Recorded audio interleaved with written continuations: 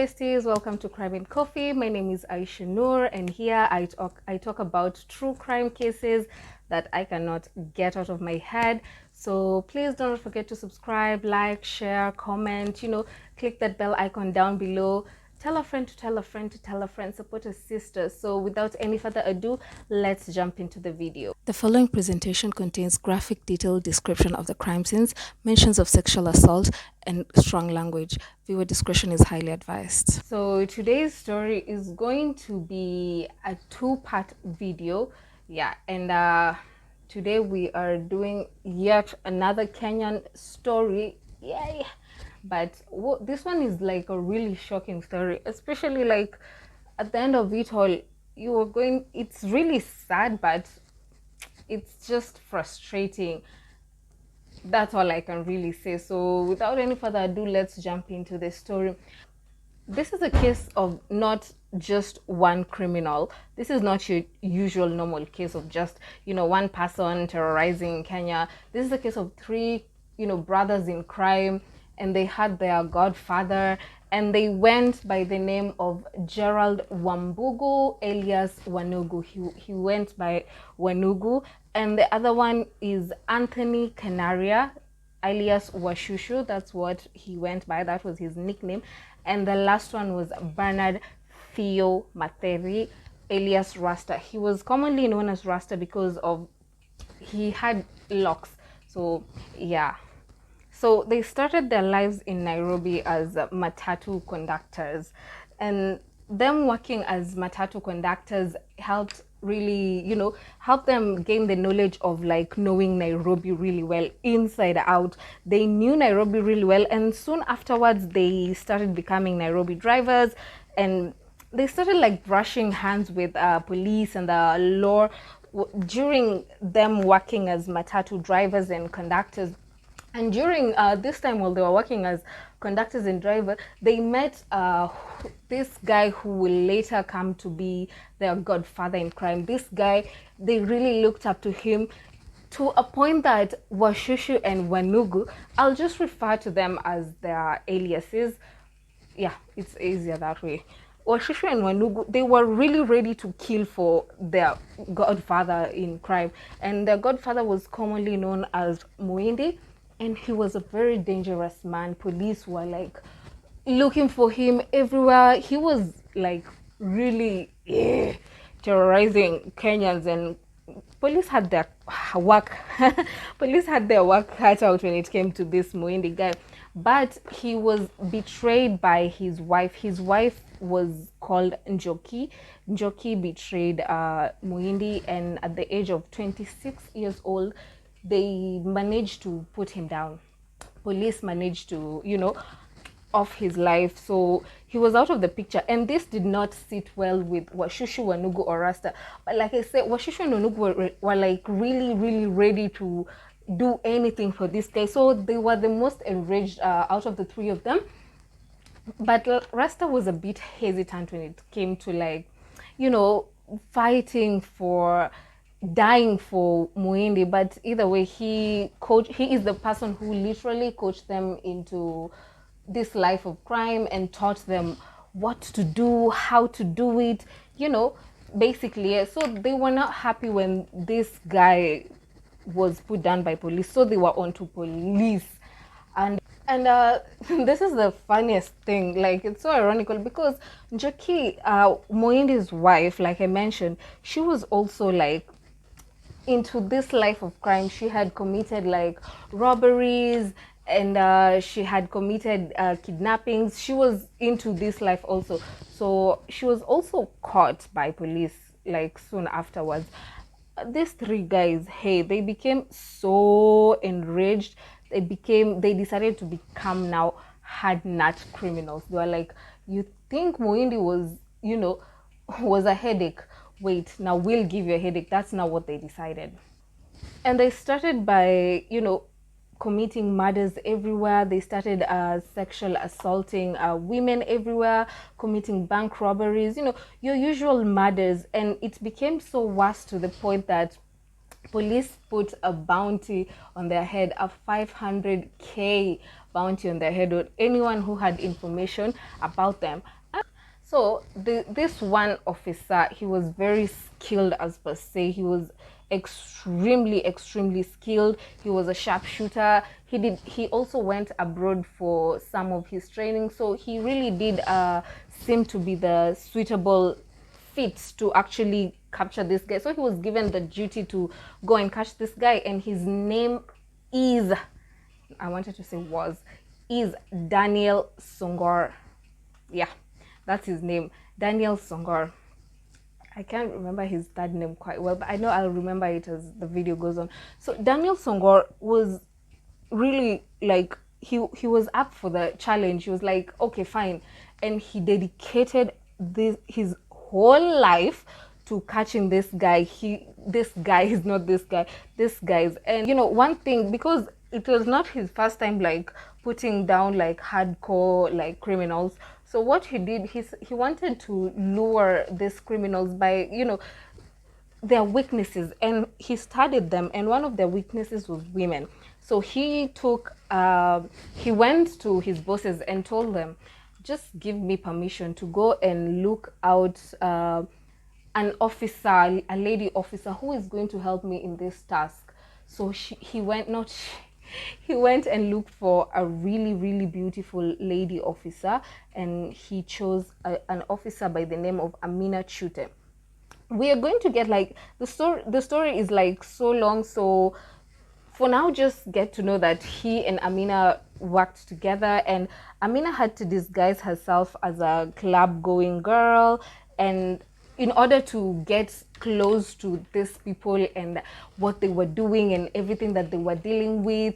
So yeah, but it's going to get really worse. But for now, just keep the name Amina Chute in mind, because she is actually a really big part of the story. So like I mentioned earlier, there are 3 guys. So we're going to get down to we're going to get down to their stories one by one. We're going to break them down. It's not going to be a general thing. That's why this video is going to be a 2-part video. So obviously you have to tune into the next one. Anyway, so we are going to first start with Wanugu. And Officer Daniel got close to someone whose identity is concealed for, you know, security purposes and his own safety. Because, you know, these guys have like whole mafias with them. They have people who are willing to die for them even after they're gone, like if you betray them. So yeah, he used to work with Wanugu, and he decided to betray Wanugu. He was like, you know what, I'm not about this life. I'm not about this life. This isn't my life. So what he did, he went to the police and betrayed him, and he used to give Mr. Daniel information about Wanugu and where he is. So what Mr. Daniel did, so he was always on the loop. He knew where he was. And this guy who betrayed Wanugu, he was given an award. He was awarded money and security, obviously, and he was also given a chance to join the force. I don't know how I feel about that, but you know, okay, at least he did a good thing by, you know, giving up this criminal.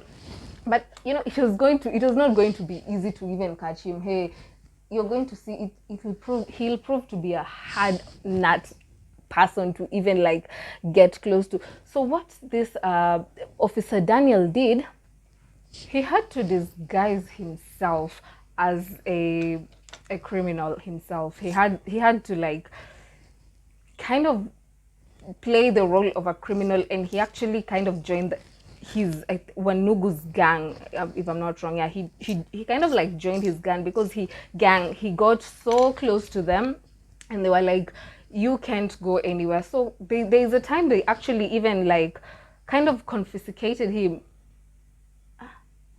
They held on to him. They're like, no, you're not going anywhere. So he had to tell his other officers who are also on the duty to go and report that he's been held by the criminals, and they don't know he's not one of them. So that's another way he also got the information. And in Nyeri, this Wanugu guy, he killed a foreigner, and this case just like, he became too much. So they were on the run. Like, it was like, we need his head on a silver platter.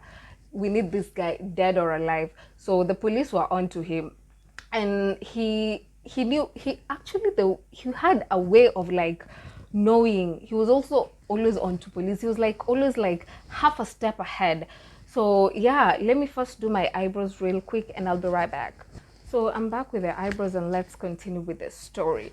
So this guy, like I said, he was always like half a step in front of the police, and he was in Nyeri, in a forest, and he somehow knew the police were onto him. Despite of being the forest being surrounded by police, he actually managed to escape, and he escaped all the way to Nakuru. And police knew this, and the reason as to why they knew this, it's because you remember that the friend that I was talking about earlier, the one that actually snitched him onto police, Wanugu ran out of money, and he called his friend, that same friend, because he didn't know that he betrayed him, and he wanted guns, just weapons and money. He was broke at this point, and this guy, he did the right thing by informing Officer Daniel Songor, Officer Songor. His other name is Sorone. I told you I'll remember it. He's a very hard to forget kind of a character, and he's very noble and very hardworking, and he's the kind of people, when they put their heart to something, when they want to do this, nothing is going to stop them, because this guy put his life on the line, not once, not twice, but 3 times for this. And what is going to happen to him, his story is very unfortunate. Anyway, that's for like way later. So let's continue with the story. So this guy, he called his friend, like I said, he told him his whereabouts. Obviously that's where he was going to bring he was going to bring for him the weapons, as they had like talked about earlier. So he told the police, and the police were onto him. But not people were like really afraid of this guy. Even officers were so afraid to go on this mission, to the point that all the officers were like on this mission, they refused to go. They were like, I don't think I can put my life on the line like this. So Songor and one of his friends decided that they were the only 2 people to go on this mission. Can you imagine? This guy, everybody gave up. Everybody was like, it's too dangerous. I don't think we can do it. I don't want to risk my life like that. And he was like, you know what? It's fine. It is okay. I will do it. It's either me. He even said it. It's either me or this guy. One of us is going to is going to go out of this earth, if you know what I mean. So the 2 of them went to Nakuru, where this guy was, and they were observing him and observing his, what he was doing. They were really, really observing him. The 2 of them went to like really follow him and get onto him and like make sure they did not lose him this time around. So what is Inspector Officer Songor did, he had to like, what can I say, the word disguise. He disguised himself as a mechanic. So he even wore the mechanic overall. He played his part really well, by the way. He was like, oh, to it, you would believe he was a mechanic, because hey, and he was really like dedicated to his work, because doing all of that, it really takes a strong person. And knowing, on this other hand, knowing that everybody like on the mission with you has like abducted, oh my goodness, what am I saying, has aborted the mission because of how dangerous this guy is, or that's what they all thought. They were like, I don't think we're going to do this, it's too dangerous for us. And they went. So this Wanugu this Wanugu guy was at a place called Kabatini, and he was hiding. He had guns. He had 2 guns, by the way. He had 2 rifles, by the way. And he, like I said earlier, he knew it at that moment. If I am going to like face this Wanugu guy, it's either one of us. It's either me or him, one of us, because this guy now, he wasn't an easy person to even play around with. He was, and imagine police fearing you, and not one police, like a lot of them being afraid of you to a point that they abort the mission to come and like capture you. It must be like really, really serious. Like this guy was that much feared, and he gave these people a run for their money, that's for sure. So on this other hand, Wanugu, he didn't know at this point. He didn't know Sorone was onto him, and he was having the time of his life, and he was hanging out with his criminal friends, or rather gang, people who were under him, because he was the boss. He was hanging out with them. He was having fun. They were at like a local area. They were where the people were drinking, and then like across the street it was like a butcher place. People go eat meat, drink soup, and he followed him all this way.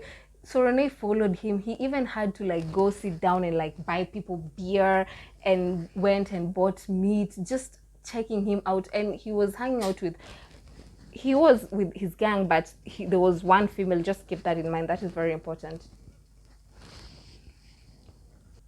So Wanugu left where he was seated, and like he went to like across the street at a butcher. So this Sorone guy followed him, and he was like, this is it. It is now or never. If I don't do this now, I will lose him, and I don't know that, I do not know when I will, be able to actually get a hold of him again. This guy, bana. I'm just like wondering, like, he's that dangerous and that powerful. Anyway, so at this moment he was contemplating what to do, because where he was, it was like a public area. There were civilians, people like minding their own business, people running their own businesses literally. And he was like, I cannot risk losing this opportunity ever again. He just took out his rifle, and he just shouted, Wanugu, hands up. Okay, in a much more like loud voice, Wanugu, hands up. And he was pointing his rifle at him. So from there, everything just like broke down. It was something, and I know I say this every time, but it was like something out of a movie, because this is what Wanugu did. He had, like, remember I told you to keep in mind that female girl that they were hanging out with. He took her and used her as a human shield, and now they were like firing everywhere, just fire all around. And he ended up shooting that woman. He ended up shooting the female that he was, not Officer Sorone. Wanugu himself ended up shooting the female, using, like, because he was using her as a human shield, so he shot through her.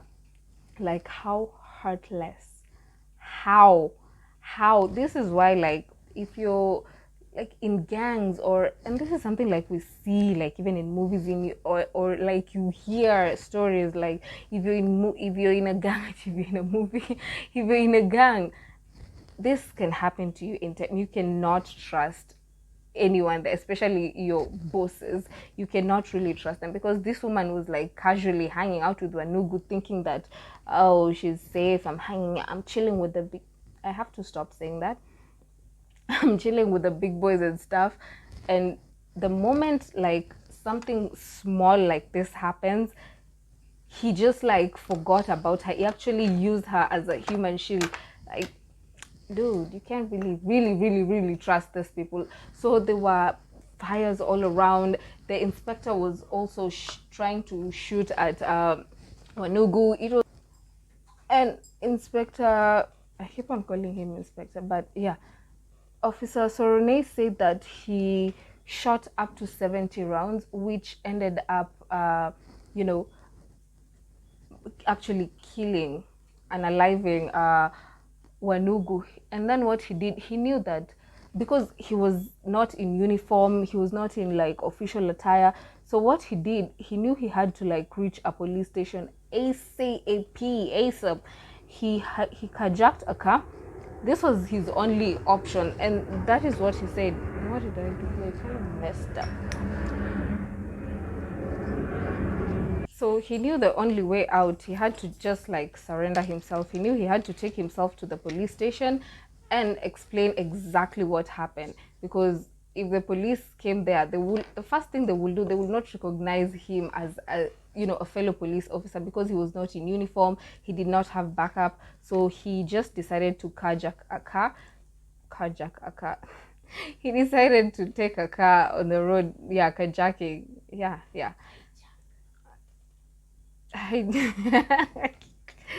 He decided to do that, and like he drove to the nearest police station and went and said, first of all, I am a police officer and this happened. I was on a mission to catch the criminal Wanugu, and actually I have managed to shoot him and he's no longer alive.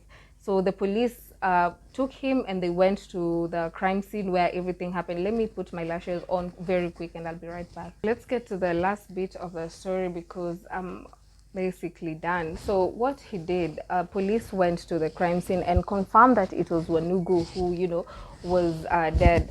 And Officer Sorone was so exhausted at this point. He had been hunting this guy down for months, and at last he was successful. And him being successful, it did not come easy at all. So he just went to like a bar area. So he just kind of went to like a bar area and just sat down there, and the TV was on, and the news, it was like breaking news, Kenyan's most wanted serial criminal is at last, he's gone, he's dead and everything. And his success, this really brought a lot of success to him.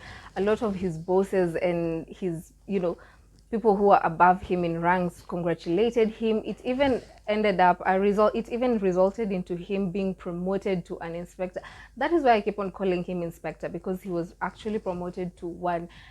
And you'd think that now that he's done this, people are going to be happy for him. Everything is going to go like really, really smoothly, and life is going to change for the better.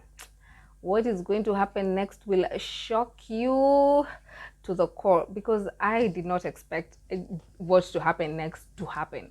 But this guy, one thing I'll give him, he is a very dedicated, he's one of the good policemen that this country ever had.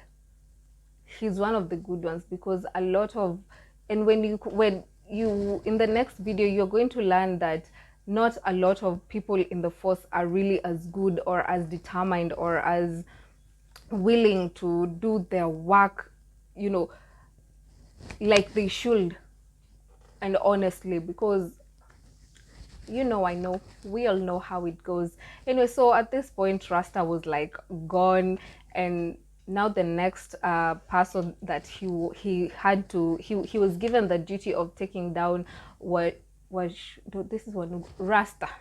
Wanugu was the one. No, Wanugu, Rasta wasn't gone. Wanugu was the one who was gone. Now his next mission was Rasta, and now this is going to change his life forever to date, and it's going to be really unfortunate what will happen to him. But yeah, just tune in into the next video to find out how he is going to capture Rasta, how he is going to you remember I mentioned the police officer lady Amina Chute. Now this is where she comes in, this is where she plays a big role, and everything is just going to be a mess. Everything is going to be messier than messier.